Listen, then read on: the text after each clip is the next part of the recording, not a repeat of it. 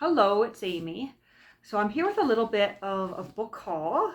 I've got 4 titles here that I picked up at Book Bazaar a couple of days ago. And I've got another title from Graphic Publishers that came in the mail. I'm going to save the Graphic Publishers for last. I've got the one that came in the mail, and I've got one that I found at Book Bazaar over on Bank Street. But starting with the other books.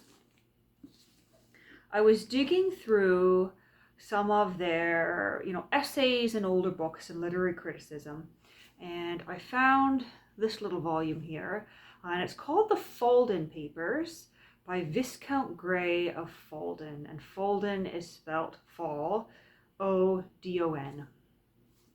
And we've still got the paper label holding on to the spine here. We've got this cloth and paper bound. Open it up on the inside, and we do have a note either from a previous bookseller or a previous owner that says section on fly fishing, woodcuts by Robert Gurdmip. It's something that seems to start with a G. We've got a couple of D's and it ends with a P.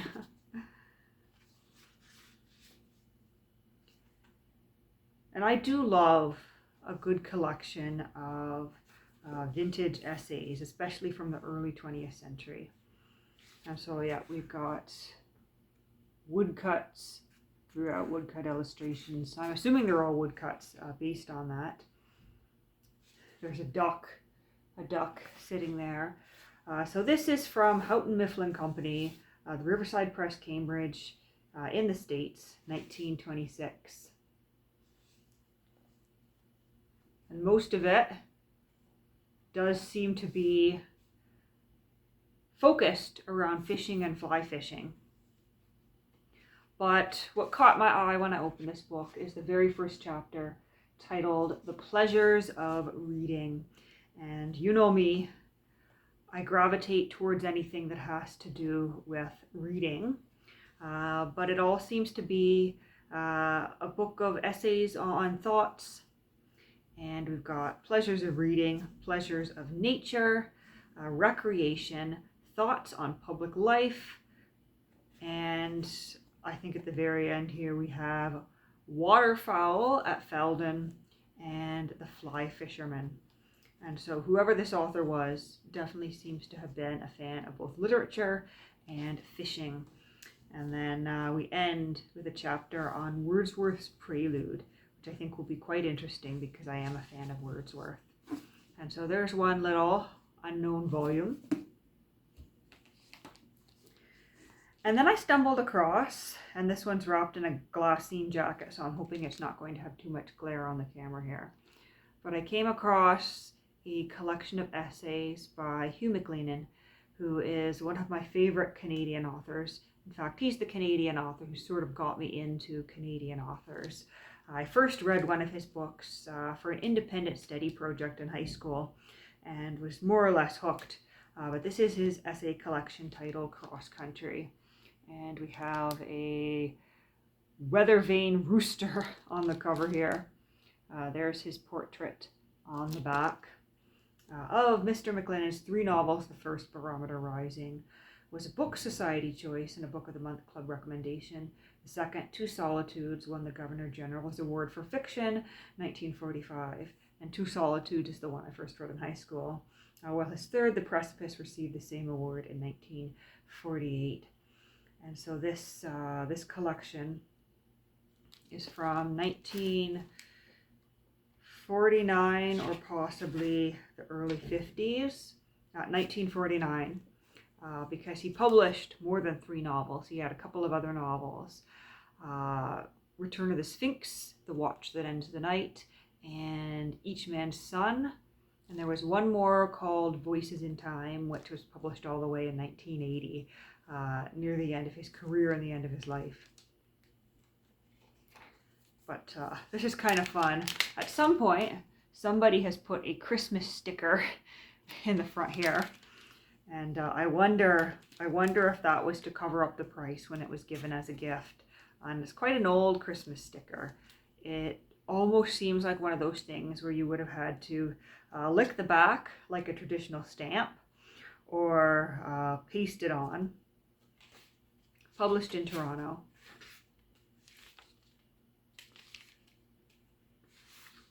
And this is the first time I've come across this collection.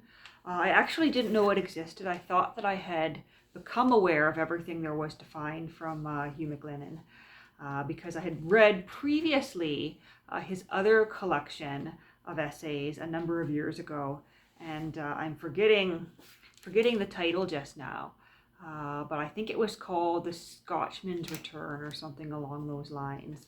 And I do have a copy of it just out of my line of sight on the shelf over there. But it certainly will be interesting to read some more of his essays. And it seems that he's getting very into potentially politics and national character and that sort of thing, because we do have the first essay in here is called The Canadian Character.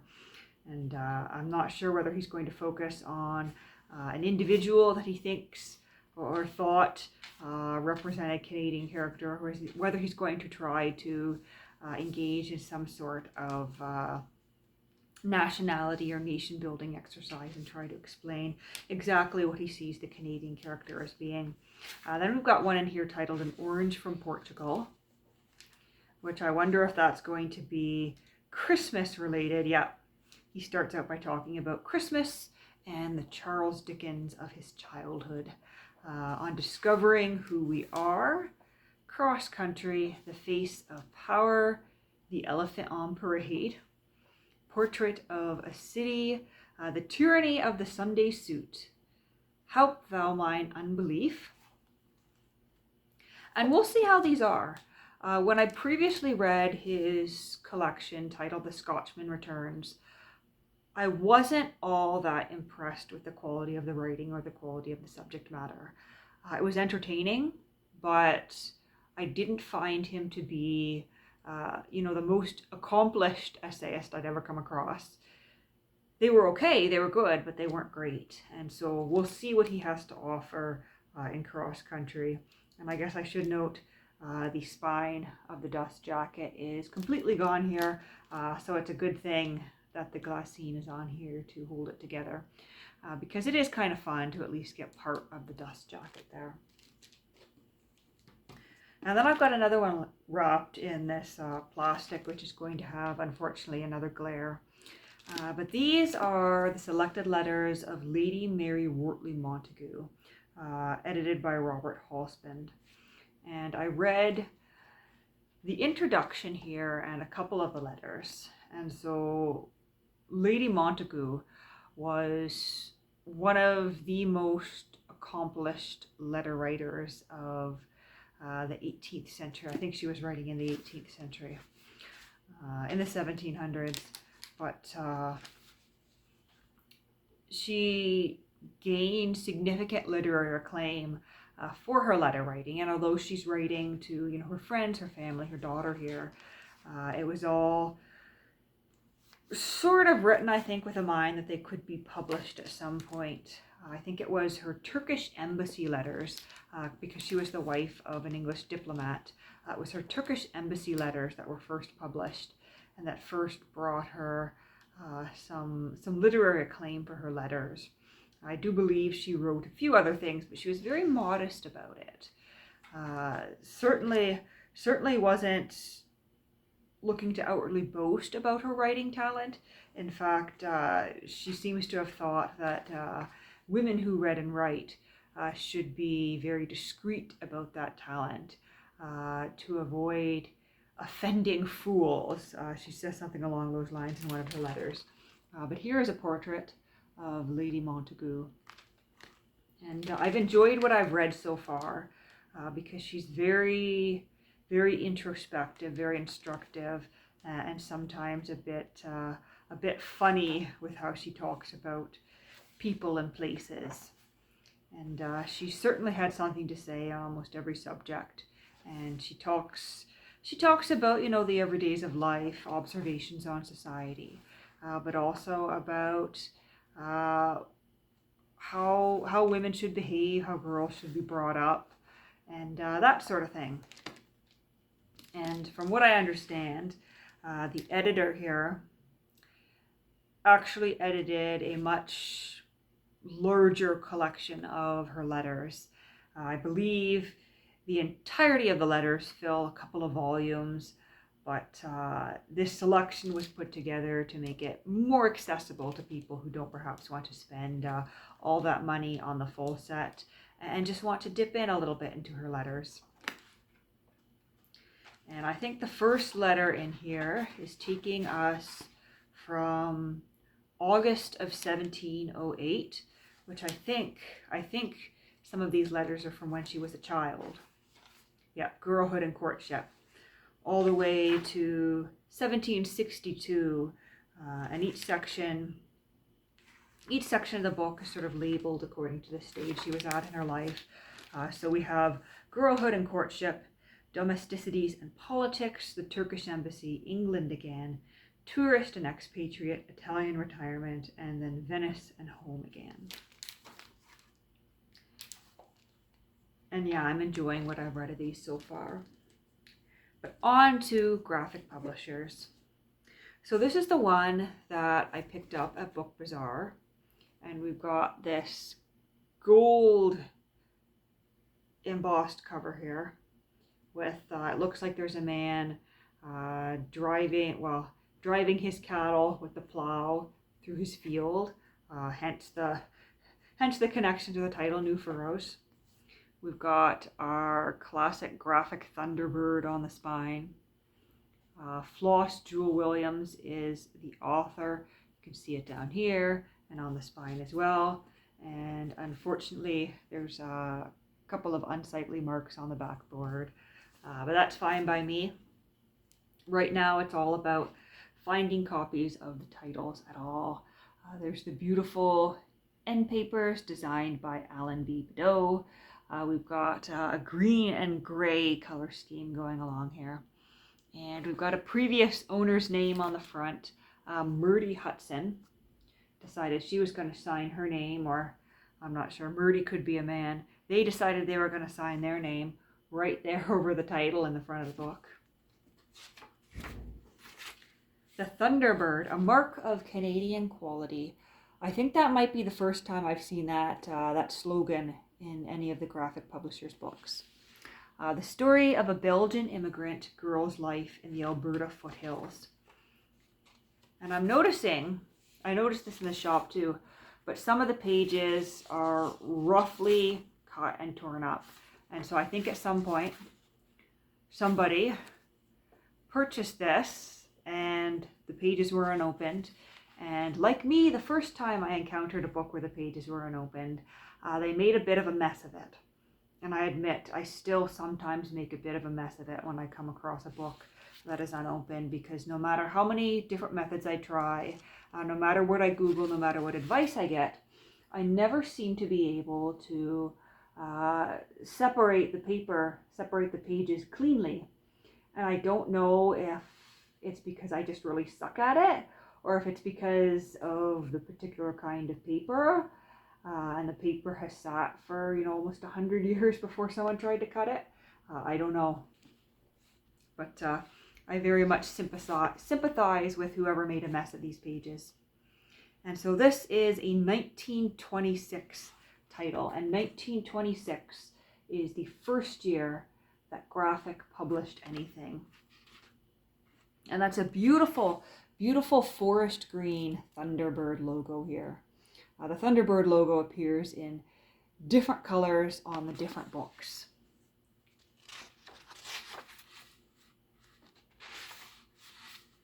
And so we have two parts, in the country and in the city. New Furrows, a story of the Alberta foothills in two parts. And so this is a novel, and I'm quite interested in it because I've not heard of the novel, dedicated to someone named David Williams. But I wonder if it's going to be a coming-of-age story of some sort. I am certainly predicting here that, given as it's an early work of Canadian literature, a work from the early 20th century, it's probably going to be the story of someone in Canada struggling against the elements and struggling against nature, because a lot of early 20th century Canadian literature was all about man or woman in this case, a human being versus nature. That's sort of the classic story in a lot of early 20th century Canadian literature. And yet we have Marie at the edge of a meadow. Marie paused at the edge of the meadow, gazing with beauty-brooding blue eyes at the little stream creeping sleepily along its boundary. Beauty-brooding blue eyes. So far, no writing awards are going to the author. But that description aside, it could be a very entertaining and interesting book. The cows, knee-deep in water, flicked lazy tails and turned to gaze at her with great imploring eyes, as if begging not to be taken away on the hated raft from this lush meadow. The sunlight shimmered over grass and vivid poppies.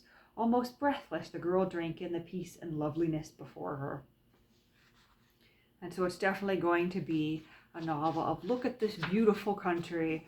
And I'm sure at some point she's going to have nature turn on her, because right now nature seems very peaceful and very accepting of her. Let's flip through a few pages. No wonder the girl already boasted of a vocabulary above the average Canadians. That says here on page 105. Flipping through.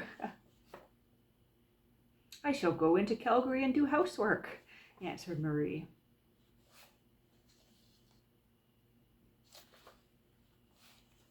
Something about a breakfast room and a husband. She had left the small children with Paul, so she's going to have children at some point. And then I won't spoil the rest of the novel for myself, but there are end papers at the end of the book. Nice novel about the prairie provinces. And then here's the graphic publisher's title that arrived in the mail. This is one called The Salt of the Earth, A Steady and Rural Life and Social Progress by Ronaldo William Armstrong. And this one is this kind of odd, I'd be inclined to say the boards are marbled, but not really. It's kind of the technique of marbling, but it doesn't really look marbled. And this one arrived, unfortunately, with a great big gouge in the cover. It's almost as if something sharp came into contact. I don't know if this was sitting under a pile of books and that was the corner of another book that did that, but that's unfortunate. And I think that is let's see, that's the small bump on the face of the front cover, leaving a small indent and scar that was described in the inscription. And it goes through into the book, into the front page, and several pages in we still have this indent. And this one is one of the few titles from Graphic that is missing our Thunderbird end papers. And it's interesting because I did come across another copy of this, another edition of this book at Book Bazaar, but I didn't buy it knowing I had this one coming. But the boards were a different color. The boards were a solid color. I think they were maybe red or blue or something. Regardless, they were something solid rather than this weird marble thing going on. And I almost prefer whatever this is just because it's different and unique. So this is The Salt of the Earth, A Steady in Rural Life and Social Progress by Ronaldo William Armstrong. And we have a photograph, Community Band, Easton Corners, Ontario.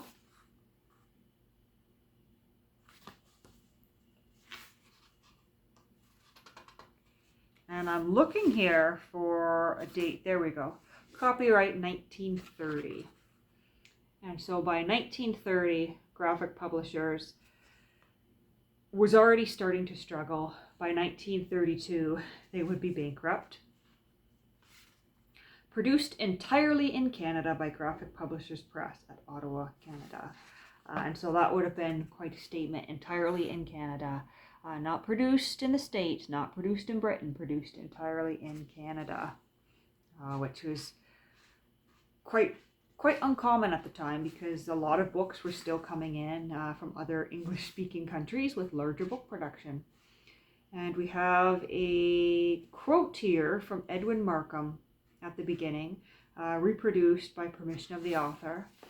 We are all blind until we see that in the human plan nothing is worth the making, if it does not make the man. Why build these cities glorious if man unbuilded goes? In vain we build the work unless the builder also grows. A bit of poetry there about the narrative of progress.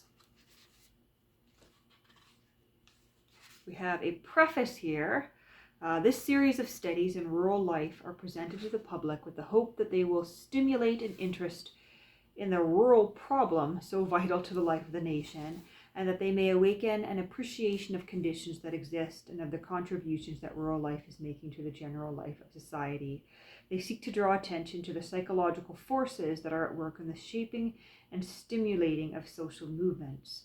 Underneath economic and political institutions lie fundamental psychic facts on which the whole social structure is based. These chapters deal with a theme of equal importance to city and country people because they regard rural life as a phase of society as a whole and seek to analyze the qualities and appraise the social value of the rural mind. There's a great many people out there who would beg to differ that rural life is a phase of social life.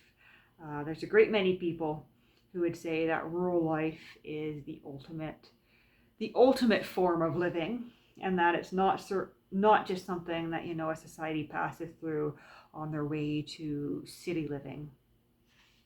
There's a great many people who I think would prefer to leave cities behind altogether and don't see cities as a sign of progress, as you would call it. But I guess in the early 20th century, it was kind of a common view that cities were progress and, the rural area was kind of the life of the past. Previous to publication, the manuscript was read by a large number of people who criticized it from the standpoint of agriculture, economics, psychology, and religion. And then he goes on to list a whole number of people here. And I'm just skimming to see if there's any familiar names. Nothing that I'm seeing here. An assortment of doctors, really. Probably not medical doctors, probably doctors as in they had doctorates. Table of contents. The rural mind and social progress. Mental specialization factors in social progress.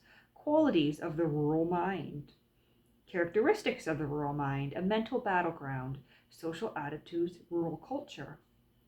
The countryman's viewpoint. A farmer's complex. Dissolving the complex. Establishing a point of view. The farmer's place in society. The farmer's function. The economic position of the farmer. Agriculture, a basic industry. City drift, its cause and cure. The social instinct. The ego instinct.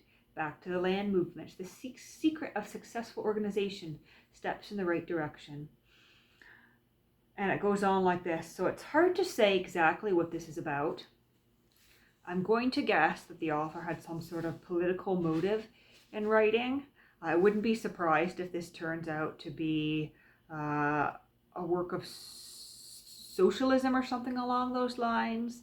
But it definitely seems to be bringing together psychology, sociology, religion, and politics.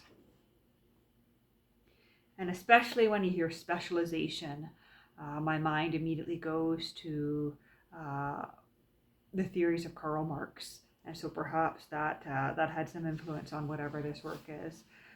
But regardless, I think it'll be interesting to read through this, maybe just to skim through it and see what the author is on about.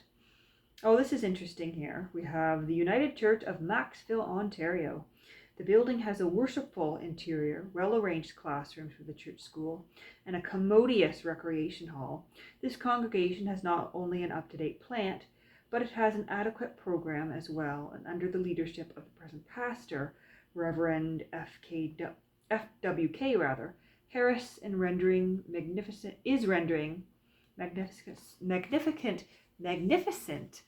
service to the community.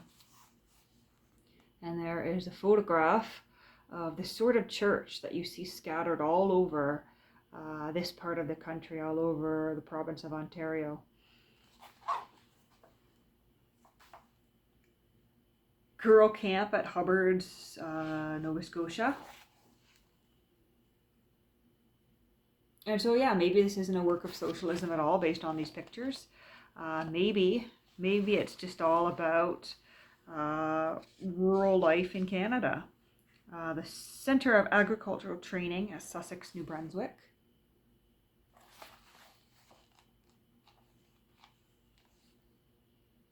Agricultural Representatives of Ontario. Naturally, they're all men, because it's 1930, right?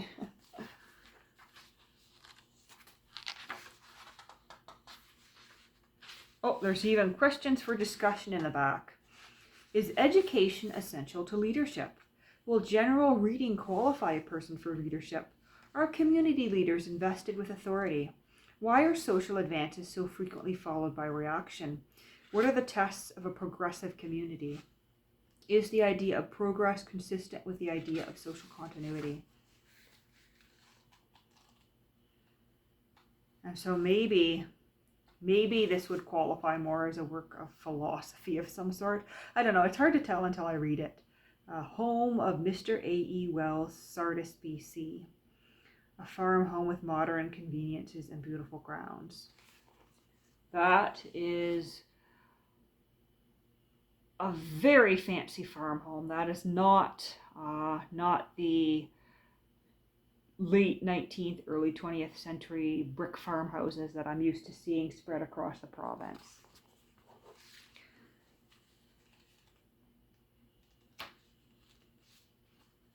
See, do we have any other photographs? That's the church again. Oh, we have a French-Canadian woman with her homemade carpets.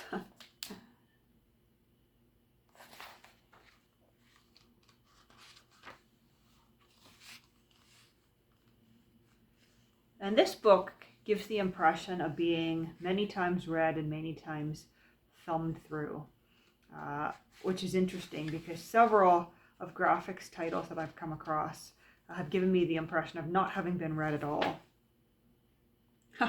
That's a lot going on there. Snowshoe meet at Joliette, Quebec, an inexpensive and appropriate form of rural sport. I will admit I have never been snowshoeing, but I would like to go someday. So there's that. 2 titles from Graphic. Selected letters of Marywortley Montague. Essays, Cross Country by Hugh McLennan. And a collection of essays called The Foldham Papers by Viscount Grey of Foldham. Some wonderful new books here. So I hope you enjoyed looking through these with me, and I'll see you again next time.